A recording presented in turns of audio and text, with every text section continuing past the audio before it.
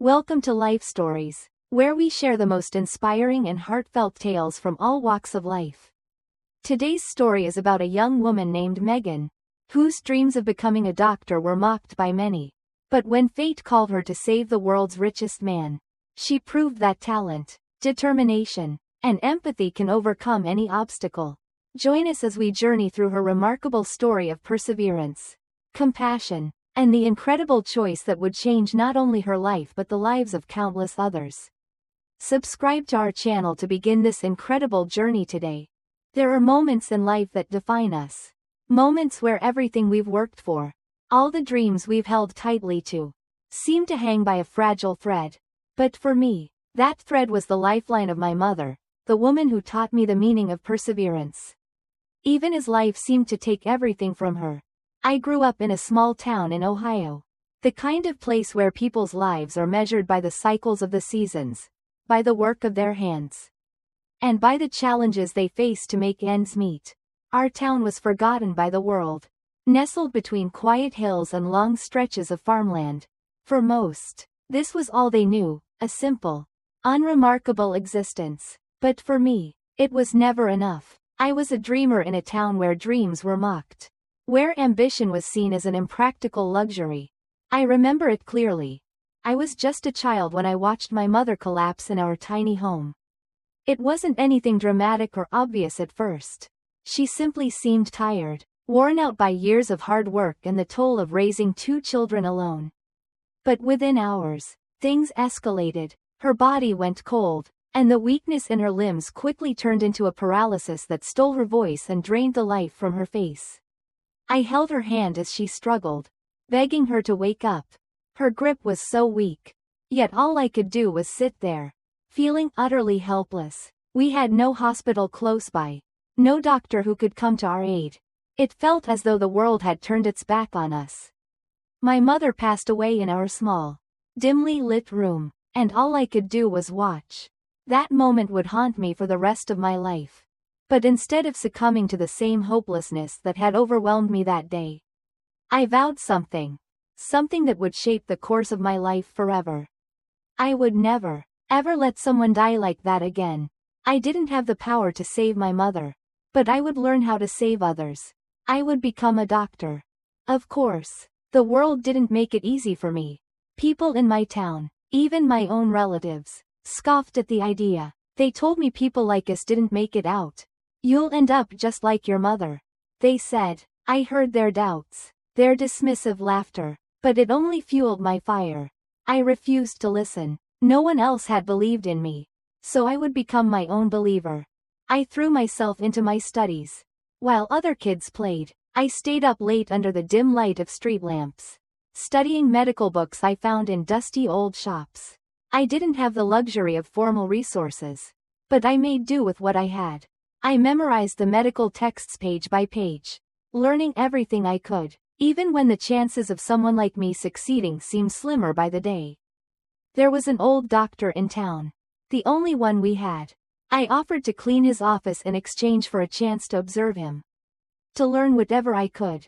I watched him, analyzed his every move. The townspeople thought I was obsessed, but I didn't care. I had a mission, and that mission was to change everything. Not just for me, but for the people who were forgotten by the world, like my mother had been. It wasn't just about learning medicine, it was about understanding the human side of it, the empathy, the compassion, the will to help those who needed it most. When I earned a scholarship to a prestigious medical school in Chicago, it was like a dream come true. The city was overwhelming, filled with skyscrapers and fast-paced people who had never known the kind of struggle I had. But I was different. I was determined to prove that I could rise above it all. While my classmates partied, I studied, dissecting cases, solving medical mysteries before they even reached the professors. I knew I had a gift, but I also knew that talent alone wouldn't be enough. I worked harder than anyone else. I was used to working harder than anyone else. I had to prove that I belonged. I had to silence the voices in my head that still echoed from the small town that had written me off. But despite all my brilliance, I was always the outsider, the girl from nowhere. The elite world of medicine was unforgiving. I barely slept, living off coffee and sheer willpower. The constant pressure, would break most people, but not me. I thrived under it. It was late one evening when everything changed. My phone rang. A frantic call from a hospital in New York, an emergency. The world's richest man, Thomas Caldwell, had collapsed. His bodyguard was screaming for help. The best doctors in the world were already there, but none of them could figure out what was happening. His pulse was fading, his vitals dropping. They were running out of time. I wasn't supposed to be in that room. I was still a junior doctor, not yet allowed to be near such a high-profile case. But fate had a different plan. As I was walking past the emergency room, I heard the panic, the frantic voices of doctors, the beeping machines, the fear in the air. Without thinking, I stepped forward, my heart pounding in my chest. Something in me refused to walk away. I scanned the monitors quickly, assessing the situation, and that's when I saw it, something no one else had noticed. The patient's pupils were uneven, his hands trembling, and something was off about the way he was breathing. He wasn't having a heart attack. It wasn't cardiac failure. I knew what it was, because I had seen it before. Back in my town, years ago, a construction worker had collapsed in the exact same way. Everyone had assumed it was a heart attack. But it wasn't. It was something much rarer. Something far more dangerous if not treated immediately. Internal coronary artery dissection. I took a deep breath, steeled myself, and spoke up. "He's not having a heart attack," I said, my voice steady despite the chaos around me. "This is an internal coronary artery dissection." The room went quiet. No one believed me. They dismissed my diagnosis with a scoffing laugh. But I didn't hesitate. I moved toward the crash cart, grabbed the syringe, and administered the medication that would save his life. I wasn't waiting for their approval. I didn't need it. I only needed the right moment. The seconds that followed felt like an eternity. The room was full of tension, the hum of machines, and the frantic whispers of doctors unsure of what to do. I could feel their eyes on me, skeptical, and yet, somewhere in their hesitation, there was a trace of doubt. What was I doing here? Who was I to make such a bold claim? But I didn't have time for doubt or questions. This wasn't about my title, my position, or even my experience. It was about saving a life. And for once, I felt like I could actually do it. I had seen this before. In my town. In a place where people didn't matter. Where lives were lost because no one cared enough to look deeper. I wouldn't let that happen again, not on my watch. I took a deep breath and focused on the patient in front of me. Thomas Caldwell, the man whose wealth and power could move mountains, was slipping away. His bodyguard had begged for help. Yet here I was, a junior doctor, barely recognized, standing before him, doing what no one else had dared to do, diagnosing something so rare, so subtle, yet so deadly. The lead doctor, a man who had spent years in this field, looked at me with narrowed eyes. He didn't believe me. "Internal coronary artery dissection?" he repeated, his tone dripping with disbelief. "That's incredibly rare," he muttered under his breath, his eyes flicking back to the monitors. But I saw what he didn't. His condition fit perfectly with the symptoms I had read about in medical books. The case I had studied in my town so many years ago. The symptoms, the signs, it all clicked. One of the younger doctors, who had been flipping through Caldwell's medical records, suddenly spoke up. He complained of neck pain earlier today, and he was on a flight this morning. The pressure changes could have triggered it. That was all I needed, confirmation. I didn't wait for further approval. The urgency of the situation had drowned out all doubts. I moved to the crash cart and grabbed a syringe, my hands steady as I prepared to administer the medication that would give Caldwell a fighting chance. "We need to administer heparin now," I said, my voice unwavering. "If we don't, he's minutes away from a fatal stroke." There was a long pause. The senior doctors hesitated. They were scared. If I was wrong, if I made the wrong move, Caldwell could die. But I was sure. I had to be sure.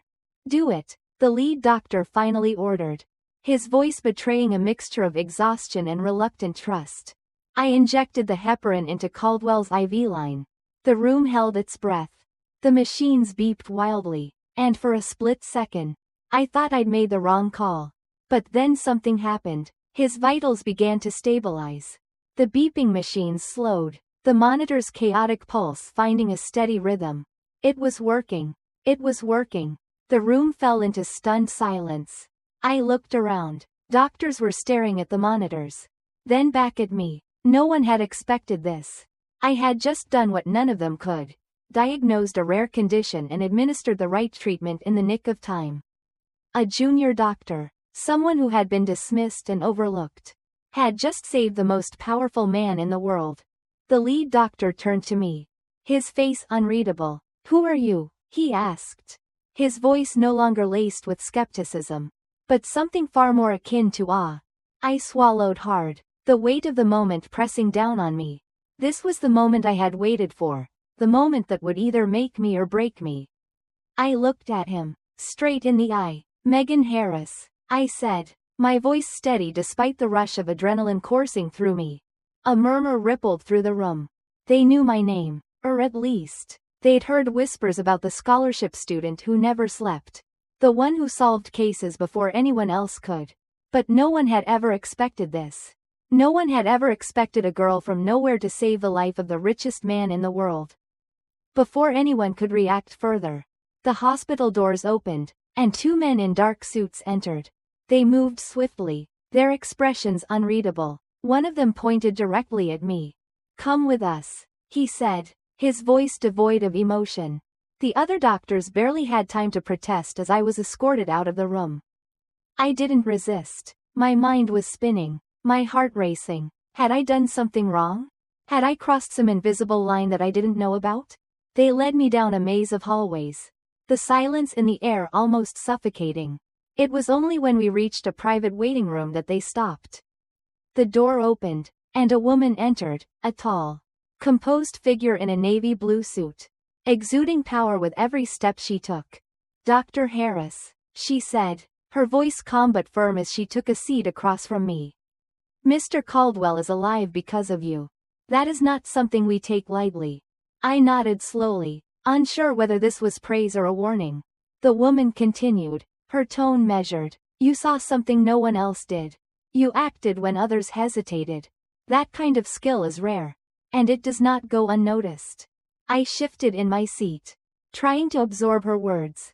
"I just did what needed to be done," I said quietly, trying to downplay it, trying to convince myself that it wasn't anything extraordinary. A small smile crossed her lips. "That is exactly what Mr. Caldwell looks for in his team." She paused, her gaze studying me closely. "We want you to join his personal medical team." My breath caught in my throat. Could this be real? The opportunity was beyond anything I had ever imagined. A direct path to success. Resources beyond my wildest dreams. A career set for life. But before I could respond, the woman leaned forward. "Not just a job, Dr. Harris. A position few ever get to hold. You would be Mr. Caldwell's direct medical consultant. His health is worth billions. And we only trust the best."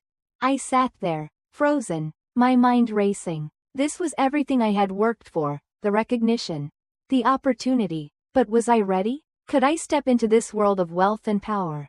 A world so far removed from where I had come from?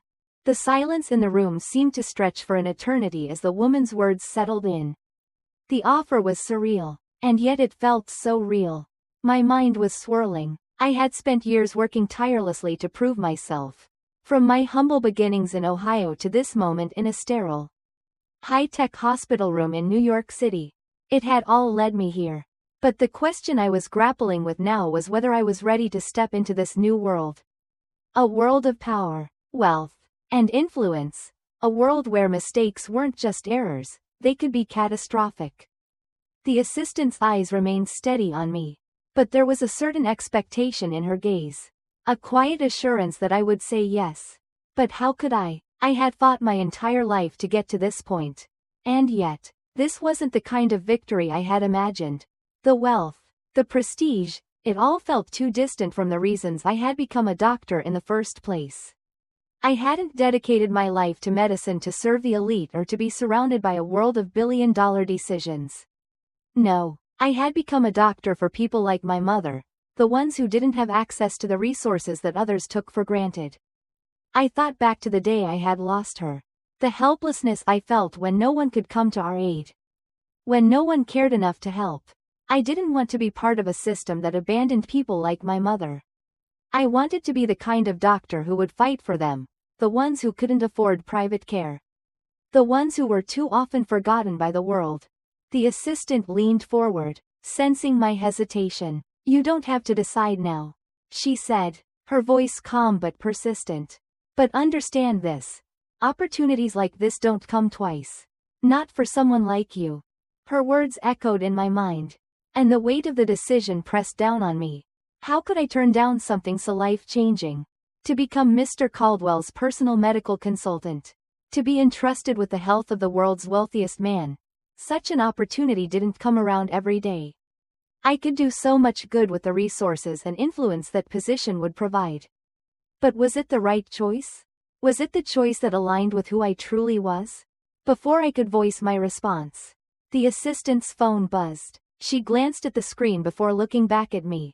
"You've done something few people will ever experience, Dr. Harris," she said, her tone softer now. "You've saved a life that has the power to change things. Mr. Caldwell is impressed with you. And he wants to help you."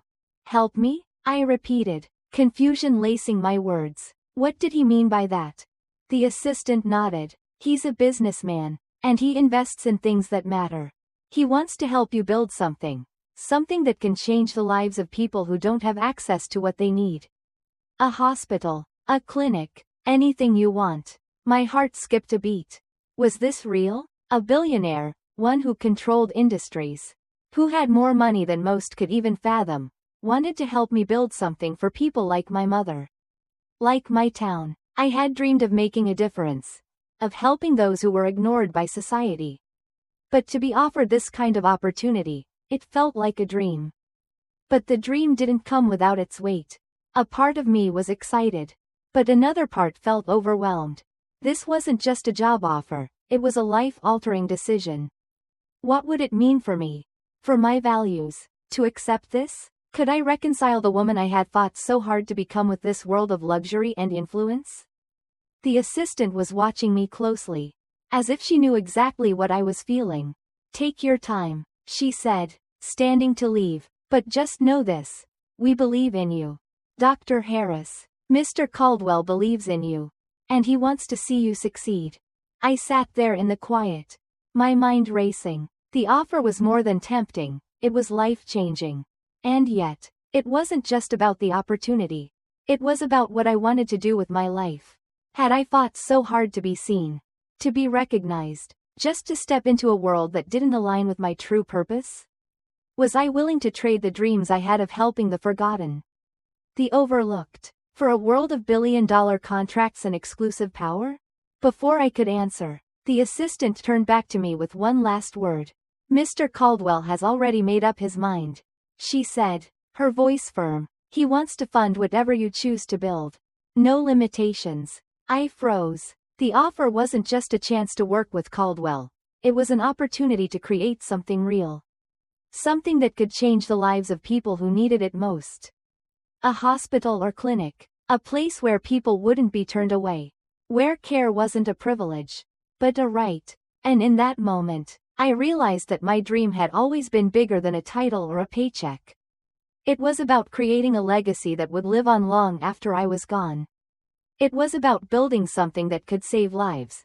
The kind of lives I had witnessed slip away too many times. I looked up at the assistant.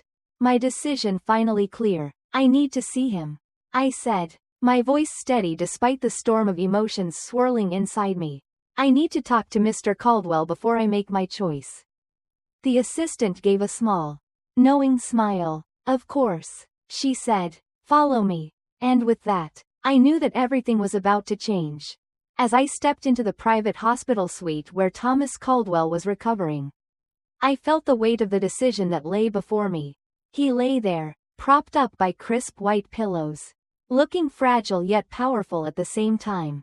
The man who had more influence than anyone I had ever known, the one whose signature could move markets and whose words could shape entire industries, was now staring at me with curiosity. His sharp eyes studying me as if trying to understand the kind of person who had saved his life. "You're the one who saved me," he said, his voice weak but firm. I nodded quietly, feeling the full gravity of the moment. This was the man I had saved. The man whose life had been hanging by a thread just hours ago. And now, here he was, asking me what kind of person I was. I met his gaze, unwavering, because I never stopped paying attention. I replied, "Medicine is not about power or reputation. It's about seeing what's right in front of you and doing what's necessary." His eyes softened, a small, thoughtful smile forming on his lips. "You're different," he said, "and that's exactly why I want to help you." The assistant, who had been standing silently by the door, stepped forward. "Mr. Caldwell has offered Dr. Harris a position on his personal medical team," she said, her voice calm but filled with authority. "But Mr. Caldwell also wants to help you build something for those who need it most, a hospital. A clinic, whatever you choose." As I listened to the offer, I realized that this wasn't just a job. It was a chance to change the world. The decision I had made would shape not only my future but the future of countless others who, like my mother, had been overlooked and forgotten. I had walked into this hospital as an unknown, a girl from nowhere, but now, I was about to change the world. If you enjoyed this story, be sure to subscribe to our channel for more inspiring life stories. Don't miss out on new videos that will touch your heart and change your perspective. Thank you for watching.